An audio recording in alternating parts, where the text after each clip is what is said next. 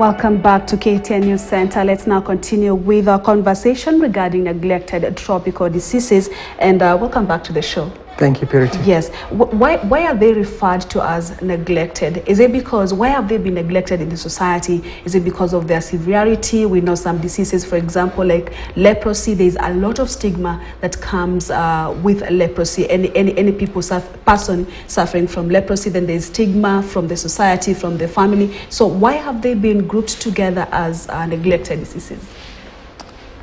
I think that the main issues around the neglect, there's several. There's commercial. That's one key issue, is to say, if you're looking at it from a drug development perspective, there isn't really much money to be made from some of these diseases because they affect poor, rural, marginalized communities who might not even have the wherewithal to deal with them. But the other thing is that they tend to be diseases of poverty. So if you do a poverty map and you overlay that with the prevalence and incidence of many of these neglected tropical diseases, there's a great deal of overlap between the two layers, so to speak. So they go hand in hand with poverty, with poor access to healthcare, poor economic might, so to speak, and therefore the term neglected suits that type of being tucked away from the limelight. Yes. Yes. So they are the diseases of poverty. So let's talk about the burden of NTDs globally in the country. Where are we? So if we talk about the global burden, there is about 1.7 million people who require treatment for neglected tropical diseases. About 1 billion of those, again, affect children who are very vulnerable in very vulnerable communities. About 40% of the burden is right here in Africa. So again, it goes back to the question of marginalization, of poverty, of not having resources that you need to deal with some of these diseases. So that's what we have. But I think the key thing is there is a great deal of political commitment to do something about them. So from about 2010, there has been really a renewed international effort to push the issue of neglected tropical diseases to the limelight. And that's why I'm here today, and that's why you had asked earlier, why now? So act now, act together to beat NTDs. Part of this effort is to raise awareness and to let people know that, look, we have a problem which might not be self-evident to most of us. We need to talk about them, and we need to talk about the solutions to some of these problems. Yeah. So this is the 4th World NTD Day. The first one was in 2020. So unlike, say, TB, HIV, malaria, which have been there, the advocacy efforts and communication efforts around them in terms of awareness, knowledge creation has been there for far too long. This is, again, neglected in the sense that it's still way behind other focus areas, so to speak. Yeah. Yes. So let's talk about the ongoing efforts to ending NTDs. End Fund, for instance, you had a photography exhibitions on the same. So why was this important, and what more efforts are we seeing in ending NTDs, if at all they're there? Okay. Yeah. So the efforts are part of a large partnership effort of pulling together. In terms of pulling together, you have to have a vision, and the vision is one which is a world which is free of NTDs, where young people, regardless of where they are, can enjoy their life and can have meaningful life that many of us maybe take for granted in large cities like Nairobi. So the World Health Organization has done an amazing, stellar job in pulling together everybody, because sometimes you have, even when you have resources, the need to pull together is really important, such that you're not stretching yourself too thin. The investments are strategic, and they're going to those who really need them more than maybe others. So the World Health Organization has a roadmap, which the date is 2021 to 2030. And the idea there is to galvanize and mobilize everybody to pull together towards the 2030 targets. So some of these targets, if I give you one good example, is to say that we need 100 countries by 2030 to eliminate at least one NTD. So if you look at just that and where we are, why now we are about 47 countries have achieved that target. And there's only 7 years to 2030, and we have another 53 to go, and that's just one key target that we are aiming for as an NTD community. So these are the key ingredients. The End Fund is part of this effort. The End Fund is largely a grant-making organization. It's full of passionate, committed, dedicated people who would like to make a difference and see a world which is free of NTDs. And the efforts are in fundraising and bring in people who are equally passionate about some of these causes together so that we can all pull together. So there's the Bill and Melinda Gates Foundation, for instance. There's the Children's Investment Fund Foundation, which focuses on childhood diseases. We have the Elma Foundation, which is also part of this effort. And collectively, they have come together to fund different programs that the End Fund is leading. So what the End Fund does is to work with countries and make sure that the work is led by countries. So it's country-led, country-owned processes. It's not business as usual. It's not typical development, which unfortunately sometimes has echoes of a top-down approach.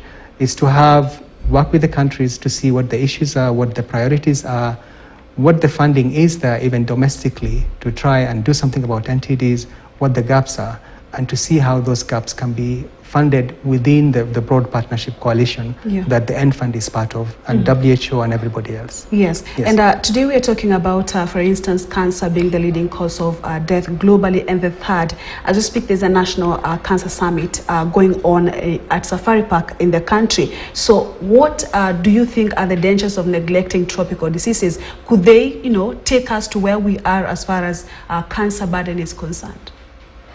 Yes. So I think the linkages, again, it's about lack of focus, lack of adequate resources to try and eliminate some of these neglected tropical diseases. Cancer, as a good example, it is going up and up as a public health burden. So the issue with the NTDs is because of the way that they come about in terms of their transmission. I had talked initially about the causes, bacteria, fungi, and environmental factors, that are with us. Some of them actually getting worse because of climate change and civil strife, mass migration of people. If you keep your eye off the ball, then you're likely to roll back even the little that you've done.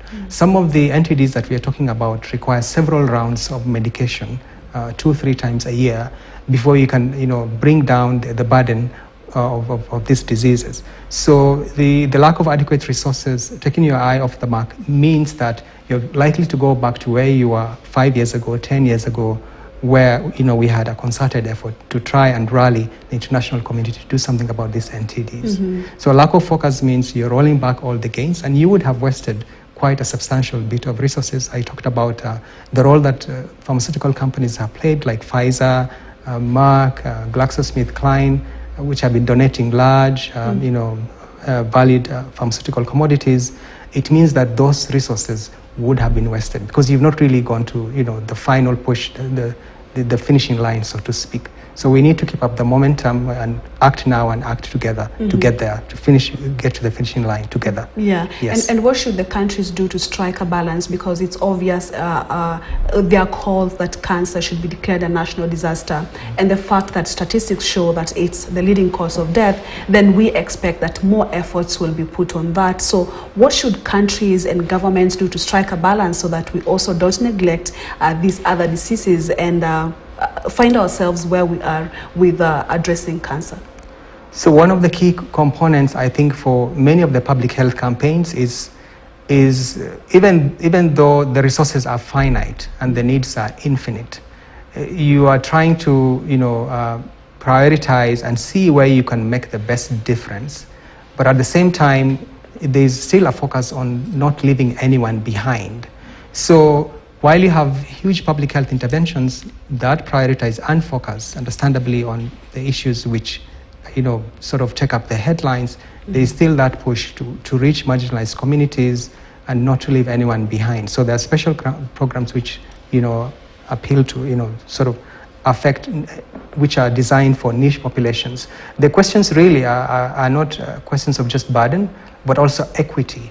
So it's not a one size fit all. Unfortunately, public health sometimes tends to be, a big blunt tool that you use. What is the best, we can do for the most number of people with the resources that we have? But there is an element of equity within there and vulnerability. So a pregnant mother who is anemic, who has malaria, and who has other comorbidities, including some of these NTDs that we're talking about, should be prioritized over, a fit young adult who is not pregnant and who might not need as much, resources as that pregnant mother. So it's a question of equity. It's a question of, really looking at the data in terms of where do we have the most burden. Within that, because sometimes national averages mask a lot of inequities and inequalities, is to say, how do we target better what we have with the data that we have as a country? Yeah. So cancer, for instance, it's in the headline, and rightly so. It's a severe condition. Many of us, including myself, we're all scared about it, that, a family member, a relative might get it. But it's to say how, let's say, how do you look at the data in a way that unmasks the real inequalities and inequities within our health system, such that we can give it to the medicines and the resources that we have, we can better target to those who are most in need. Yeah. Yes. And what are some of the activities that governments should do or encourage their people to do to raise more awareness? For instance, you had a photography exhibition. How important was that in raising awareness concerning NTDs? It was an amazing, I think, exhibition. We had a photo exhibition at the UN headquarters in New York. So the issue there is about involvement, it's about voice, it's about representation. It's trying to get a broad swathe of society to pull together again. It's not just a burden on a policymaker or a decision maker in Nairobi. It's to say all of us are in it, we need to pull together. So the photo exhibition was curated by a brilliant Ethiopian contemporary artist and activist. She's called Aida Mulune, and it was looking at stories and voices and documentaries and photographs from a number of countries where the NTDs are a huge burden. So there was 7 different countries, and that brought a lot of focus and attention to these neglected diseases. We had high representation from the UN and a number of other agencies in attendance. And of course, these types of activities will lead to more resources, which are then committed to try and do something about the burden.